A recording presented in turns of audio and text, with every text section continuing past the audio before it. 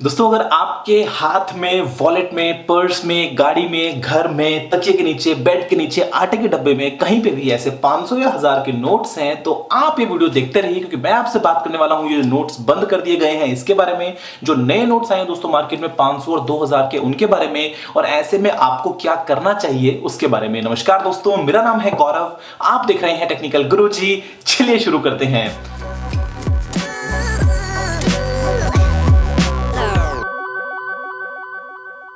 दोस्तों, मैंने अभी जो कंप्लीट स्पीच है वो सुनी हमारे प्राइम मिनिस्टर मिस्टर मोदी की, जहां पर उन्होंने बताया कि ये जो 500 और 1000 के नोट्स हैं दोस्तों, ये 8 नवंबर रात 12 बजे के बाद से किसी भी तरह के कैश ट्रांजैक्शन में आप यूज नहीं कर पाएंगे। एक तरीके से जो नोट है वो बंद कर दिए गए हैं। यहां पे आपको इनकी जगह पे देखने को मिलेंगे 500 के और 2000 के नए नोट्स, और जो बाकी सारे नोट्स हैं 100, 50, 20, 10, 5, 2, 1 या बाकी जो भी कॉइन्स हैं वो बिल्कुल नॉर्मल तरीके से, ठीक तरीके से जैसे आज तक काम करते आए हैं वैसे ही करते रहेंगे।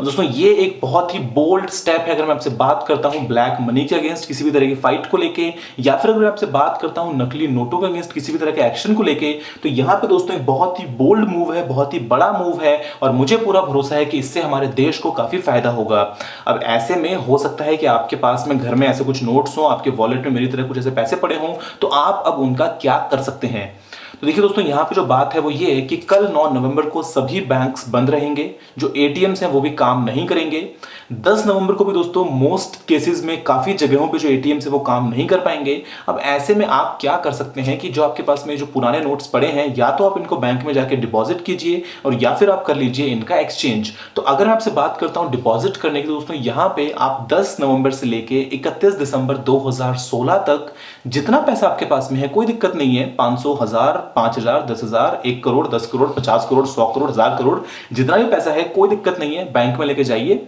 डिपॉजिट करवा दीजिए आपके अकाउंट में या पोस्ट ऑफिस में, आपको जहां पे आपका अकाउंट पड़ता है, और उसके बाद में आपके अकाउंट में पैसा आ जाएगा। फर्क सिर्फ इतना है कि अगर वो 2 नंबर का पैसा हुआ तो आपको देना पड़ेगा वहां पे टैक्स, और अगर आपकी मेहनत की कमाई है, अगर आपने टैक्स दिया हुआ है, तो आपको इसमें घबराने की कोई भी बात नहीं है।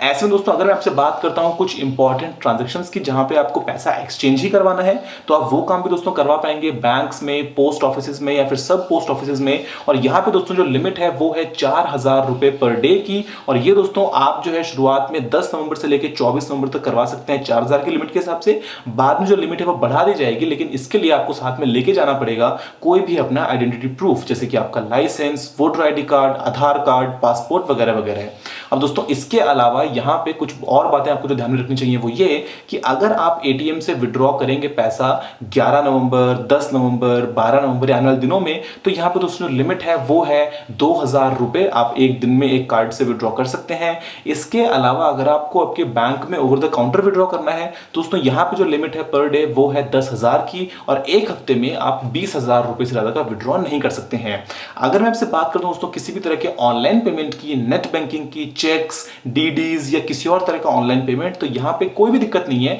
आप बड़े आराम से फर्स्ट क्लास जो ऑनलाइन पेमेंट है जैसा आप आज तक करते आए हैं क्रेडिट कार्ड, डेबिट कार्ड वगैरह से, वो आप कर सकते हैं। उसमें कोई भी किसी भी तरह की रोक नहीं लगाई गई है। अब दोस्तों यहां पे एक सीन ये भी है कि क्योंकि कल बैंक्स बंद हैं, क्योंकि परसों आपको एटीएम्स बंद मिल रहे हैं, कल एटीएम्स बंद मिल रहे हैं, तो ऐसे में in case of any emergency या फिर ऐसी कंडीशन जहां पे आपको पैसे यूज करने ही पड़े, तो उस केस में दोस्तों आप ये जो आपके एग्जिस्टिंग 500 या 1000 के नोट्स हैं, इनको आप petrol pumps, hospitals, railway tickets, बस टिकट काउंटर्स, फ्लाइट टिकट्स वगैरह में, या फिर इवन मिल्क बूथ्स वगैरह में बड़े आराम से काम में ले सकते हैं। किसी भी तरह की आपको कोई भी दिक्कत यहाँ पे नहीं आएगी।